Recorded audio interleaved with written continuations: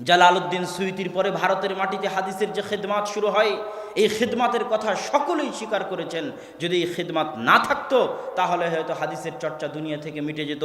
সেই খিদমাতগুলোর প্রথম যিনি শুরু করেছেন তার নাম বলতে হয় নওয়াব সিদ্দিক হাসান খান ভূপালী।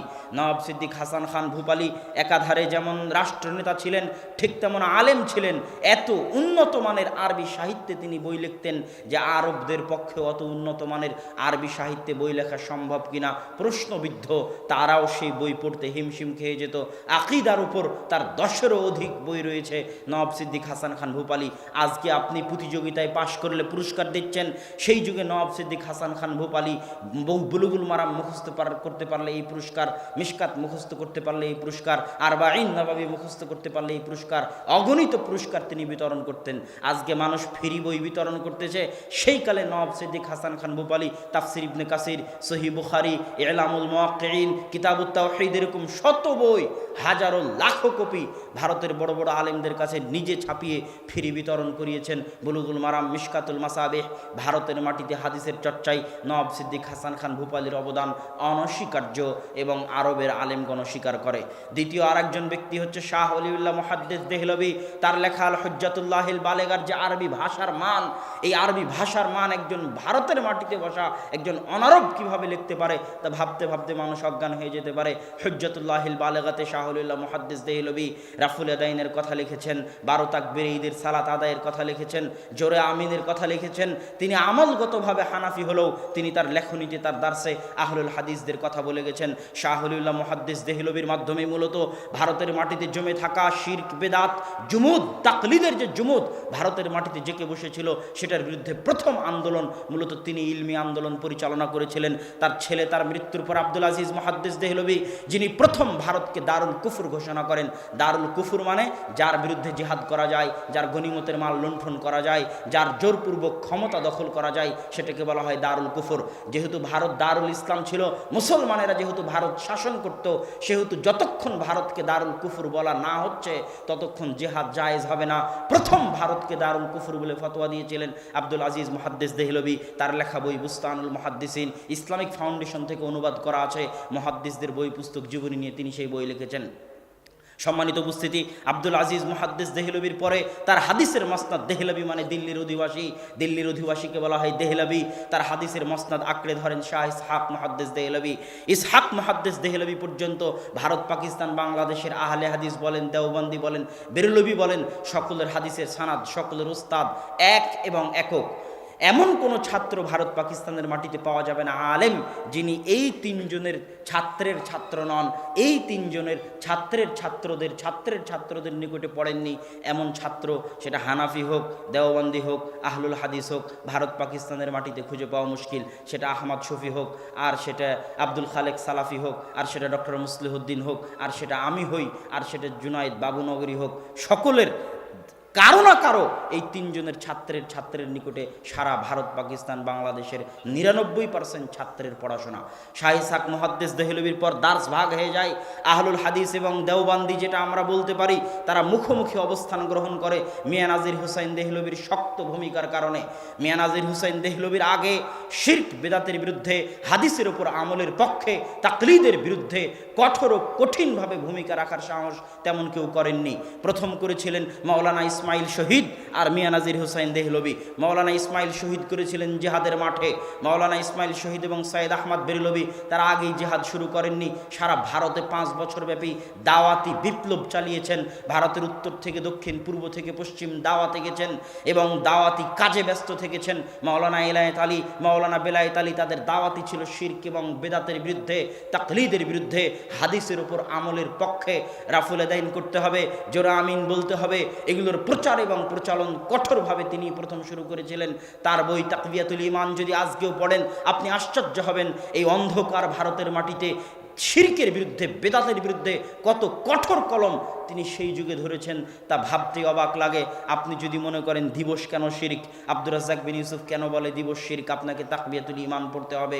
শাহ ইসমাইল শহীদ রাহিমাহুল্লাহ লিখে যাওয়া, সেখানে তিনি শিরকের আকীদা, তাওহীদের আকীদা, বেদাত এবং সুন্নাতের আকীদা স্পষ্ট করেছেন। ঠিক আর একদিকে মিয়া নাজির হোসাইন দেহলভি, তার 1.5 লক্ষ ছাত্র ছিল। তিনি ছিলেন, তার একটা লেখা গ্রন্থ আছে মেয়ারুল হক। এই মেয়ারুল হক গ্রন্থটা এই দেশের মাটিতে যারা তাকলিদকে আঁকড়ে ধরে থাকতো তাদের উপর ছিল অ্যাটম বমের মতো।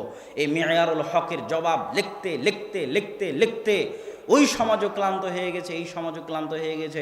এখনও মেয়ারুল হকের জবাব লেখা হচ্ছে, পাল্টা জবাব লেখা হচ্ছে, আবার জবাব লেখা হচ্ছে, আবার পাল্টা জবাব লেখা হচ্ছে। 150 বছর হয়ে গেছে, কিন্তু বইয়ের জবাব পাল্টা জবাব এখনও চলতেই আছে। সেই বইয়ের নাম মেয়ারুল হক, লিখেছেন মিয়া নাজির হোসাইন দেহলভি। তার 1.5 লক্ষ ছাত্র আজ সারা পৃথিবীতে যেখানে যত আহলে হাদিস দেখতে পাচ্ছেন, বংশালের আহলে হাদিস বলেন, বেরায়েতের আহলে হাদিস বলেন, বল্লার আহলে হাদিস বলেন, আর নতুন আমরা যারা দাওয়াতি কাজে দেখতে পাচ্ছেন বড় বড় আলেম ওলামাদেরকে, সেটা আব্দুর রাজ্জাক বিন ইউসুফ হোক, আর আকরামুজ্জামান বিন আব্দুস সালাম হোক, আরও যত আলেম ওলামাকে দাওয়াতি ময়দানে দেখতে পাচ্ছেন, তারা সকলেই মিয়া নাজির হোসাইন দেহলভির ছাত্ররা। সারা ভারত, পাকিস্তান, বাংলাদেশে যে দাওয়াতি বিপ্লব নিয়ে ছড়িয়ে গেছিলেন সেটার ফসল। তার 4 জন ছাত্রের কথা না বললেই নয়। একজন আব্দুর রহমান আল মুবারকপুরি, একজন শামসুল হক আল আজিমাবাদী, একজন সানাউল্লাহ অমৃতসরী, একজন আবদুল্লাহ গাজীপুরি। এটা ইতিহাস, এই ইতিহাস মনে রাখতে হবে। মনে না রাখতে পারাটা ব্যর্থতা। আমি দারুল উলুম দেওবন্দে পড়েছি, প্রত্যেক ক্লাসে এমন কোনো ক্লাস নাই যেই ক্লাসে দারুল উলুম দেওবন্দের শিক্ষকেরা বলতেন না যে হামারে আকাবির নে ফরমায়া, মৌলানা কাসিম নানুতুবি সাহাব নে এ ফরমায়া, উমুক সাহাব নে এ ফরমায়া। তারা তাদের আকাবিরদের ইতিহাসগুলো ধরে রেখেছে তাদের দার্সে, তাদের তারদিসে, তাদের বক্তব্যে, তাদের লেখনীতে। কিন্তু আহলুল হাদিসরা তাদের সালাফ, তাদের আকাবিরদের ইতিহাস ভুলে গেছে, ধরে রাখার চেষ্টা করে না, চর্চা করার চেষ্টা করে না। আব্দুর রহমান মুবারকপুরীর নাম মুখস্থ করতে হবে, প্রত্যেক আহলে হাদিস সন্তানের জানা থাকতে হবে। শামসুল হক আজিমাবাদীর নাম, সানাউল্লাহ অমৃতসরীর নাম। আজকে অন্যরা বলতেছে যে তারা ফাতেহে কাদিয়ানিয়াত, কাদিয়ানীদের বিরুদ্ধে নাকি তাদের আন্দোলন সবচেয়ে সফল। হ্যাঁ, তারাও আন্দোলন করেছে, এই কথা সত্য, কিন্তু কাদিয়ানীদের বিরুদ্ধে সবচেয়ে সঠিক, সবচেয়ে মজবুত, সবচেয়ে কঠোর, সবচেয়ে কার্যকরী, সবচেয়ে সফল আন্দোলনের লিডার ছিলেন মাওলানা সানাউল্লাহ অমৃতসরী। এবং তার সাথে মোবাহালাতেই, তার সানাউল্লাহ অমৃতসরীর সাথে মোবাহালাতেই গোলাম আহমদ কাদিয়ানির মৃত্যু হয়। গোলাম আহমদ কাদিয়ানি এবং সানাউল্লাহ অমৃতসরীর যে মোবাহালা, সেটা ঐতিহাসিক মোবাহালা। আমি যদি সত্যের উপর থাকি তাহলে তোমার মৃত্যু আগে হবে, আর তুমি যদি সত্যের উপর থাকো তাহলে আমার মৃত্যু আগে হবে। এই মর্মে তারা মোবাহালা করলেন। গোলাম আহমদ কাদিয়ানি আগে মারা গেলেন। গোলাম আহমদ কাদিয়ানির মৃত্যুর প্রায় 40 বছর পর পর্যন্ত নবুয়তের, খাতমে নবুয়তের জীবন্ত মুআজিজা হিসেবে পৃথিবীর বুকে জীবিত ছিলেন মাওলানা সানাউল্লাহ অমৃতসরী। বলা হয় একই টেবিলে শিয়া আসুক, সুন্নি আসুক, বিরলভী আসুক, দেওবন্দি আসুক, আর আরিয়া সমাজ আসুক, হিন্দু আসুক, বৌদ্ধ আসুক, ইহুদি আসুক, খ্রিস্টান আসুক, সকলের সাথে একই মঞ্চে তর্ক বিতর্ক করে সকলকে পরাজিত করতে পারবেন, এরকম জ্ঞান আল্লাহ সানাউল্লাহ অমৃতসরীকে দান করেছিলেন। তিনি আহলুল হাদিস নামে একটা পত্রিকা, আখবারে আহলুল হাদিস নামে একটা পত্রিকা প্রতি মাসে প্রকাশ করতেন। স্বাধীনতার সময় শিখেরা, হিন্দুরা তার অমৃতসর হচ্ছে ভারত পাকিস্তানের সীমান্তবর্তী অঞ্চল, পাঞ্জাব, ভারতের পাঞ্জাবের অমৃতসরে তার যে লাইব্রেরি ছিল, বিশাল লাইব্রেরি, শিখেরা, হিন্দুরা সেই বিশাল লাইব্রেরির আগুনে জ্বালিয়ে দিয়েছিল। মাওলানা আবুল কালাম আজাদ দিল্লি থেকে পুলিশ পাঠিয়েও ওই লাইব্রেরি রক্ষা করতে পারেননি। এখানে একটা মজার জিনিস হচ্ছে, মাওলানা সানাউল্লাহ অমৃতসরী পাকিস্তানের পক্ষে, মাওলানা আবুল কালাম আজাদ ভারতের পক্ষে। মাওলানা আবুল কালাম আজাদ অখণ্ড ভারতের পক্ষে, মাওলানা সানাউল্লাহ অমৃতসরী দ্বিজাতি তত্ত্ব, মুসলমানদের নিয়ে আলাদা পাকিস্তান তৈরি করতে হবে, সেটার পক্ষে।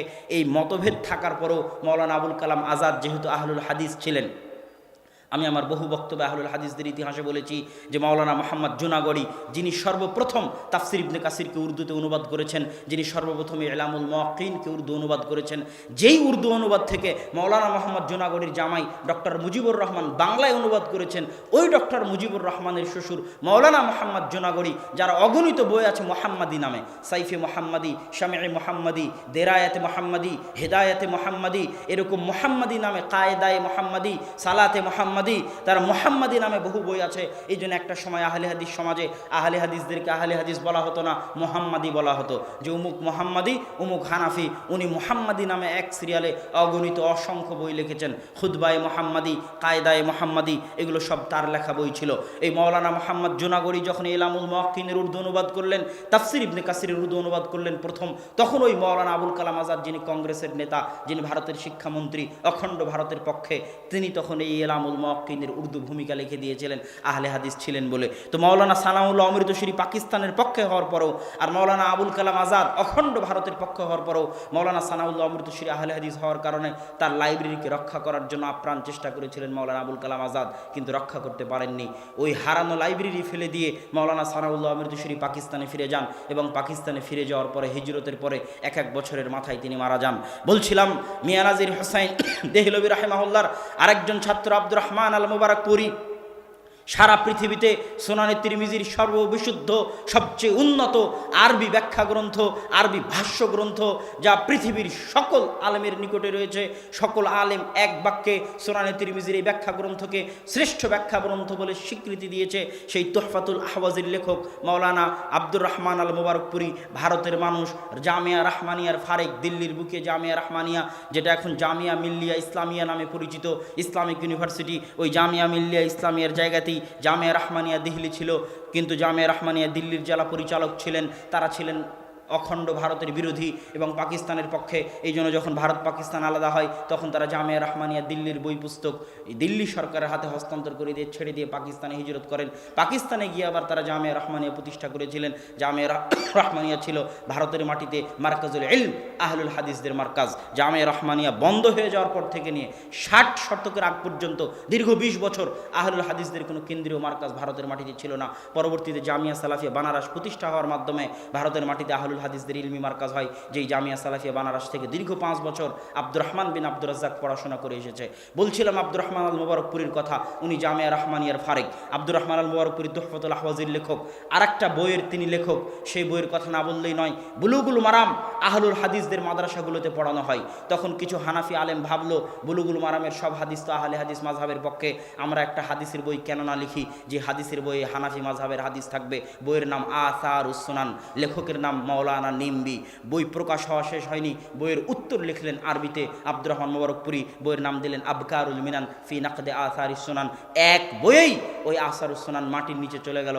ভারতের কোনো হানাফি মাদ্রাসার সাহস হলো না আর ওই আসারুস সুনানকে সিলেবাসের অন্তর্ভুক্ত করার, শুধু আব্দুর রহমান মুবারকপুরীর আবকারুল মিনান ফি নাকদে আসারিস সুনান এই গ্রন্থের কারণে।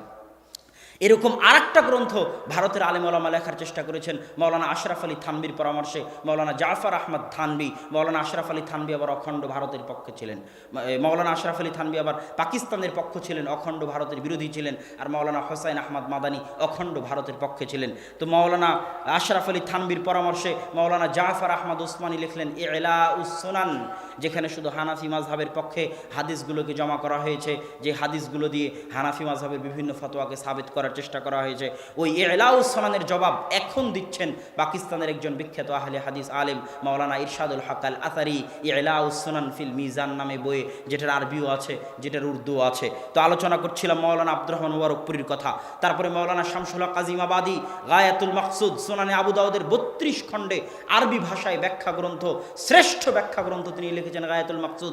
তারও লাইব্রেরিকে হিন্দু মুসলিম দাঙ্গায় পুড়িয়ে জ্বালিয়ে দেওয়া হয়েছে। তার লাইব্রেরির কিছু বাকি অংশ ঢাকায় পর্যন্ত এসেছিল, কিন্তু পরবর্তীতে সেটাও হারিয়ে গেছে।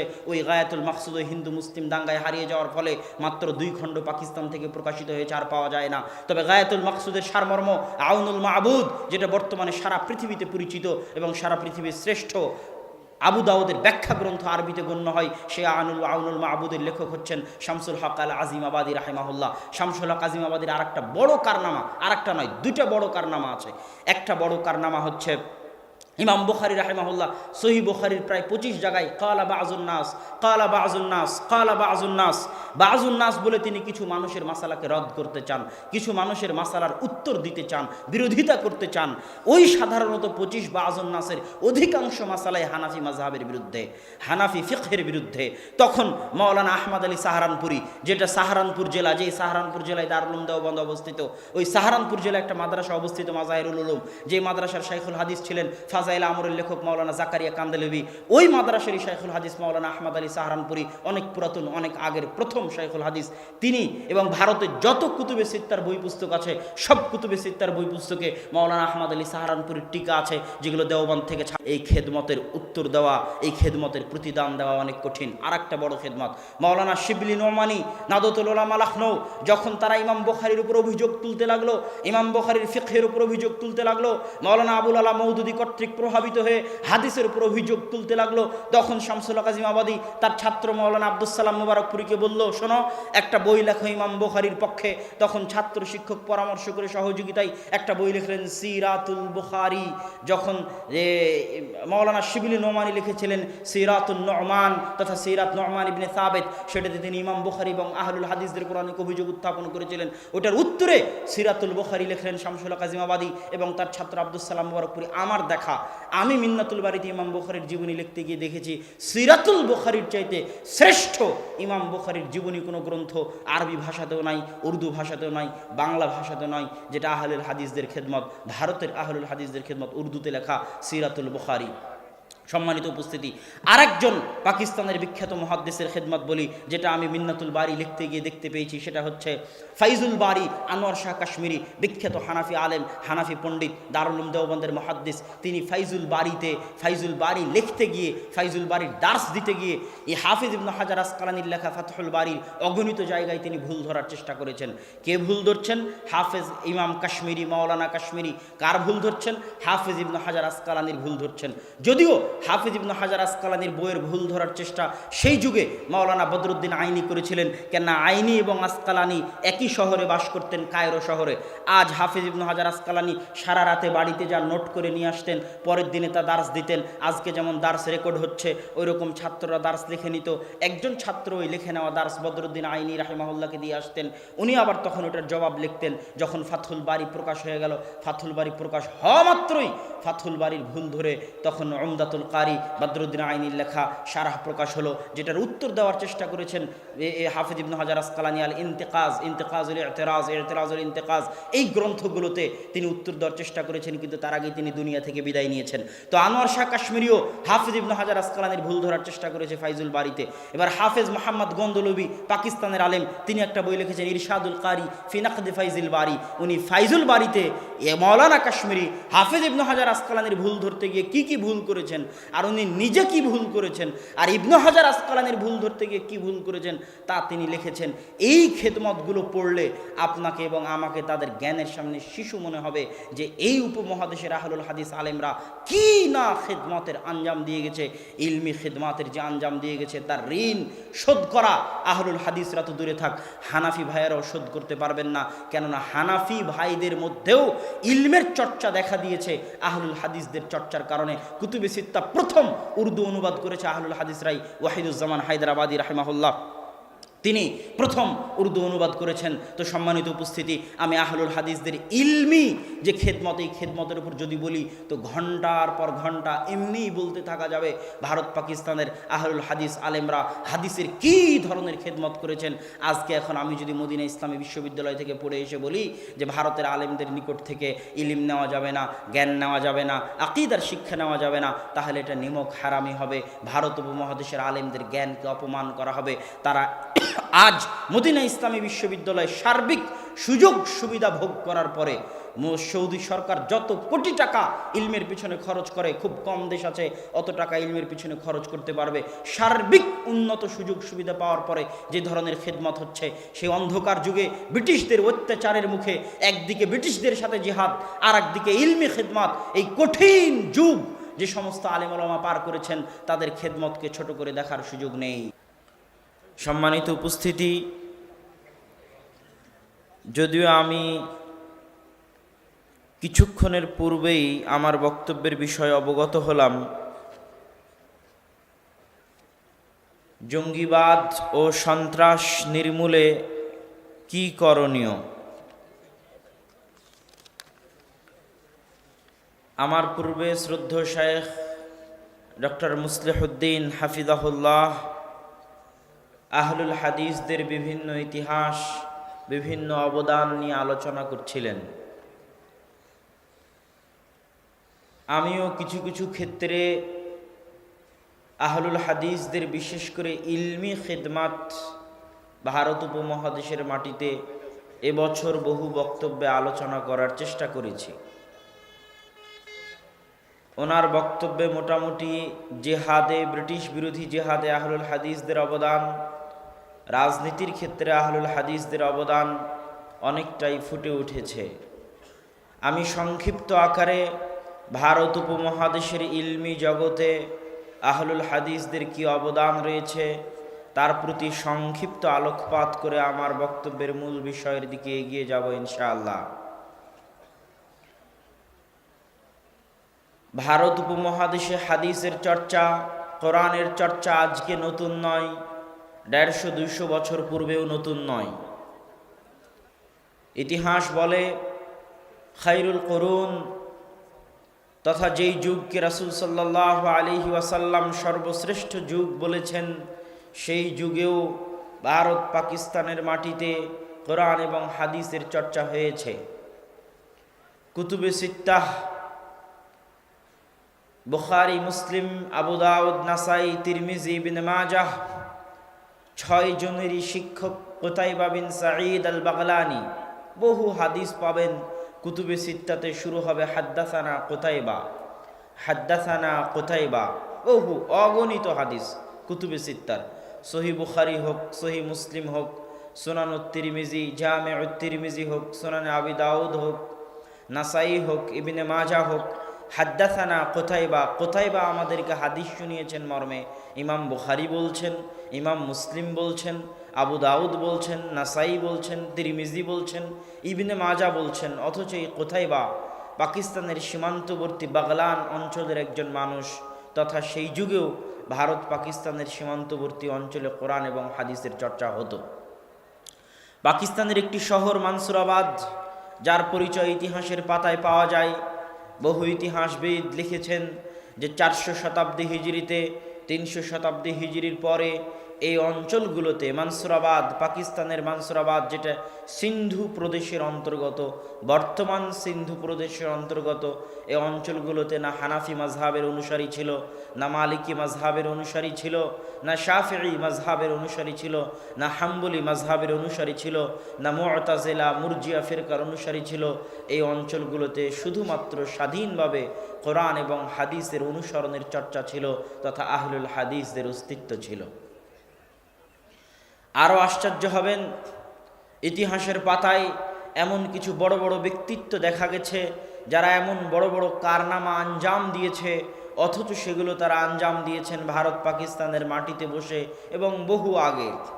মাশারিকুল আনোয়ারের কথা বলেন, যেখানে তিনি বুখারী মুসলিমকে একত্রিত করেছেন। ইমাম সাগানি এবং মিন্নাতুল বারি পড়লে পাবেন, আমি সেখানে উল্লেখ করেছি সহিহ বুখারীর নুসখা, পাণ্ডুলিপি।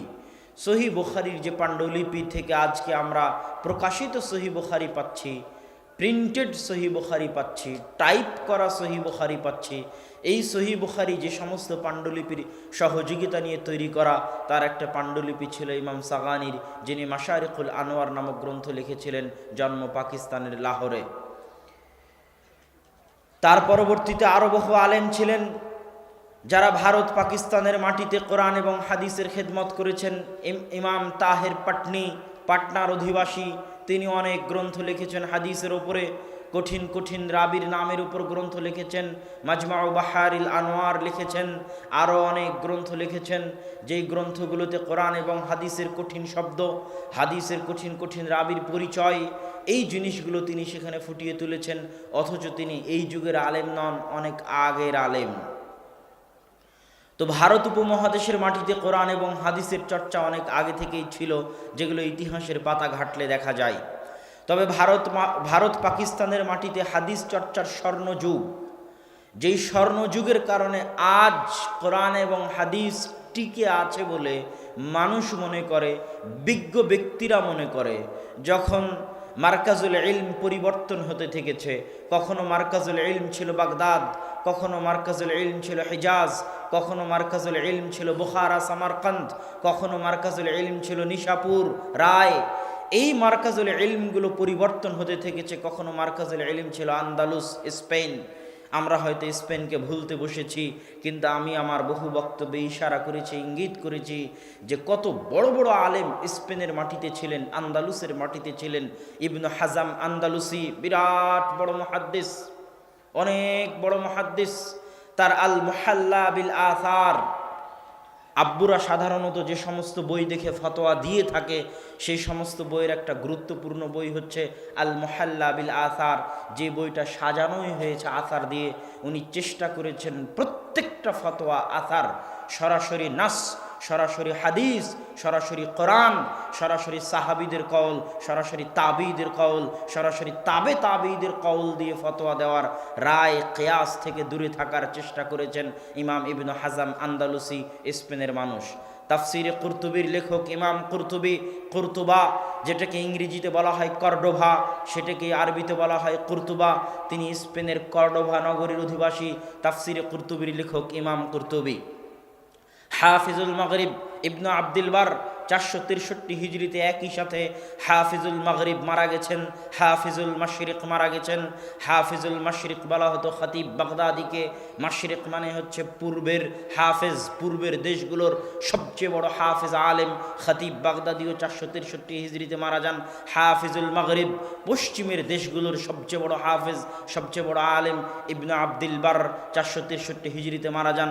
একই হিজরিতে হাফিজুল মাগরিব, হাফিজুল মাশরিকের মৃত্যু হয়। ইবনু আব্দুল বার এত বড় মাপের আলেম ছিলেন, মুয়াত্তা মালিকের পিছনে তার যে খেদমাত রয়েছে, তার লিখিত আত-তামহিদ, তার লিখিত আল ইস্তিযকার আজও পৃথিবীর ইতিহাসে চিরভাস্বর, চিরস্মরণীয়।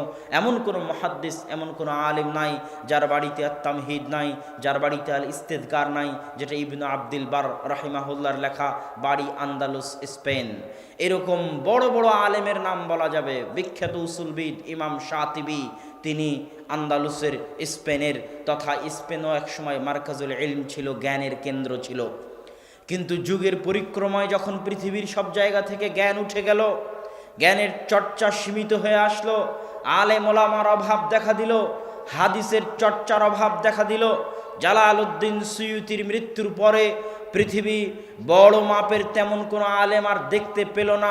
তখন আল্লাহ সুবহানাহু ওয়া তাআলা ভারত পাকিস্তানের মাটিকে জ্ঞান চর্চার জন্য বাছাই করে নিয়েছিলেন, এবং ভারত পাকিস্তানের আলেম ওলামা এই ভারত পাকিস্তানের মাটিকে জ্ঞান চর্চার এমন উর্বর ভূমি বানিয়েছিল যা আজকের পৃথিবী স্বীকার করতে বাধ্য হচ্ছে।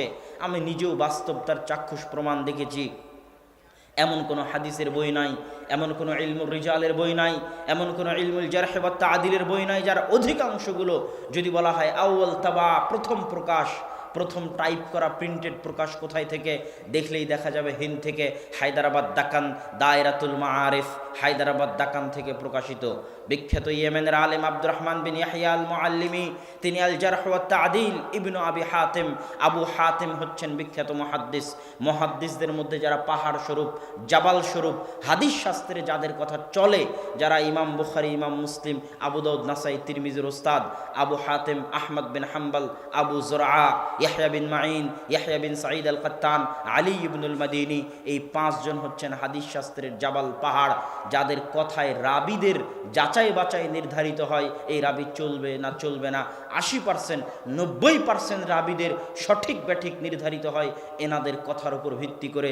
সেই আবু হাতিম আর আবু যুরআ দুইজনকে পাশে বসিয়ে তাদের এই আবু হাতিমের সন্তান আব্দুর রহমান ইবনে আবি হাতিম, তিনি একজন করে রাবির নাম নেন আর বাপকে জিজ্ঞেস করেন, আব্বা এই রাবির বিষয়ে আপনার মন্তব্য কি, এই বর্ণনাকারীর বিষয়ে আপনার মন্তব্য কি। পিতা উত্তরে বলে, ছেলে লিখতে থাকে। পাশে আর একজন শাইখ থাকে আবু যুরআ, তাকে জিজ্ঞেস করা হয় এই রাবির বিষয়ে আপনার মন্তব্য কি, তিনি বলেন ছেলে লিখতে থাকে।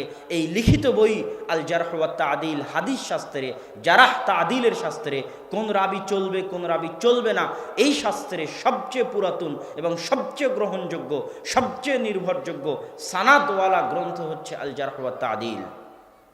ইমাম বুখারী যখন তারিখুল কাবির লিখেছিলেন, ইমাম বুখারীর জীবনের প্রথম লেখাগুলোর একটা ছিল 18-19 বছর বয়সে যখন তিনি তারিখুল কাবির লেখেন, তখন তিনি সমস্ত রাবিদের জীবনী রচনা করার চেষ্টা করেছিলেন, কিন্তু তেমন জারাহ তা'দিল নকল করেননি। খুব অল্প সীমিত জারাহ তা'দিল নকল করেছেন, রাবি চলবে কি চলবে না কথা নকল করেছেন সীমিত।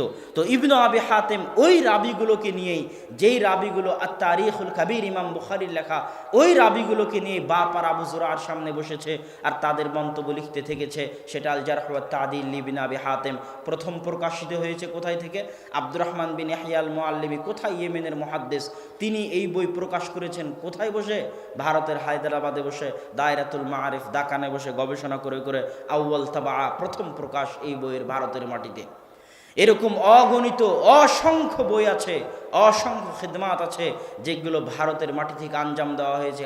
আজ সৌদি আরবের শায়েখদের কাছে যত হাদিসের সানাদ আছে, হাদিসের সানাদ মানে আল্লাহ রাসূল পর্যন্ত, ইমাম বুখারী পর্যন্ত, মুসলিম, আবু দাউদ, নাসাই, তিরমিজি, ইবনে মাজা পর্যন্ত যে সিলসিলায়ে সানাদ, যে এই বই আমি উমুককে পড়িয়েছি, সে তাকে পড়িয়েছে, সে তাকে পড়িয়েছে, এই সানাদ সাবেত না হলে বই সাবেত হয় না। লেখক পর্যন্ত সানাদ সাবেত না হলে বই অগ্রহণযোগ্য প্রমাণিত হয়। যেমন লেখক থেকে আল্লাহ রাসূল পর্যন্ত সানাদ লাগে হাদিসটা আল্লাহ রাসূলের কিনা এটা প্রমাণ করতে। বুখারী থেকে রাসূল সাল্লাল্লাহু আলাইহি ওয়াসাল্লাম পর্যন্ত সানাদ লাগবে হাদিস আল্লাহ রাসূলের কিনা এটা প্রমাণ করতে। কিন্তু এই বই ইমাম বুখারী লিখেছে না অন্য কেউ লিখেছে? আমার কাছে প্রকাশিত যে বুখারী, এই বুখারী ইমাম বুখারীর লেখা বুখারী না কার লেখা বুখারী, এটা প্রমাণ করতে ইমাম বুখারী থেকে আমার পর্যন্ত সানাদ লাগবে, না হলে প্রমাণিত হবে না যে এই সহিহ বুখারী, ইমাম বুখারীর বুখারী। মানুষ বলবে এটা বিকৃত করে অন্যের লেখা নামে চালিয়ে দেওয়া হয়েছে, ইমাম বুখারীর নয়। এই যে সানাদগুলো আজও সৌদি আরবের মাটিতে যত সানাদ আছে তার 50%, 60-70% সানাদ শাহ ওলিউল্লাহ মুহাদ্দিস দেহলভী হয়ে, ভারতের কোনো না কোনো মুহাদ্দিস হয়ে, মিয়া নাজির হোসাইন দেহলভী হয়ে, ভারতের কোনো না কোনো মুহাদ্দিস হয়ে এই সানাদগুলো লেখক পর্যন্ত পৌঁছে, বুখারী, মুসলিম, আবু দাউদ, নাসাই, তিরমিজি, ইবনে মাজা পর্যন্ত পৌঁছে। এই জন্য এখনও আরবের শায়েখদের মধ্যে প্রচলন রয়েছে সানাদ গ্রহণের জন্য ভারত পাকিস্তানে আসা, কেননা এখনও পৃথিবীর আলী সানাদ, উঁচু সানাদ, এই উঁচু সানাদ বলতে মাঝখানে ব্যবধান কমে যাওয়া, লেখক পর্যন্ত ব্যবধান কমে যাওয়াকে বলা হয় আলী সানাদ। এখনও আলী সানাদ অনেক ভারত, পাকিস্তান, বাংলাদেশের মাটিতে রয়েছে, যেগুলো অন্য দেশগুলোতে পাওয়া কঠিন আছে। আমি আলোচনা করছিলাম